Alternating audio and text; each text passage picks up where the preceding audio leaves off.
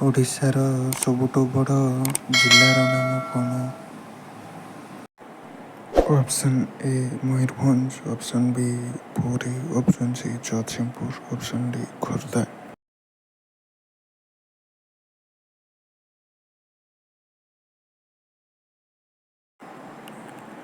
ଉତ୍ତର ହେଉଛି option A Mayurbhanj. ଓଡ଼ିଶାର ସବୁଠାରୁ ବଡ଼ ହ୍ରଦର ନାମ କ'ଣ?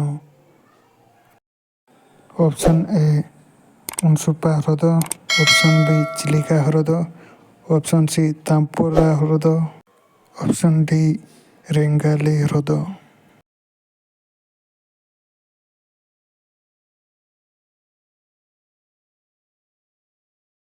ଏହାର ଉତ୍ତର ହେଉଛି ଅପସନ୍ ବି ଚିଲିକା ହ୍ରଦ।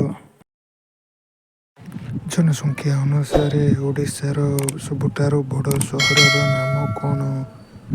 Option A Cuttack, option B Brahmapur, option C Puri, option D Bhubaneswar.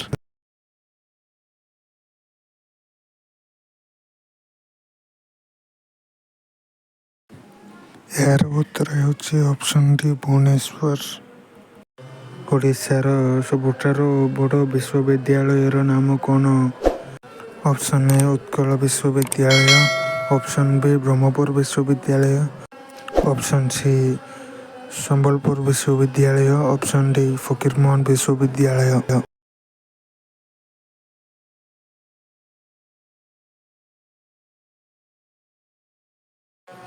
ଏହାର ଉତ୍ତର ହେଉଛି ଅପସନ୍ ଏ ଉତ୍କଳ ବିଶ୍ୱବିଦ୍ୟାଳୟ। ଓଡ଼ିଶାର ସବୁଠାରୁ ବଡ଼ ମନ୍ଦିରର ନାମ କ'ଣ? Option A Srimandir, option B Lingaraj ମନ୍ଦିର, ଅପସନ୍ ସି କୋଣାର୍କ ମନ୍ଦିର, ଅପସନ୍ ଡି ଗଣେଶ ମନ୍ଦିର।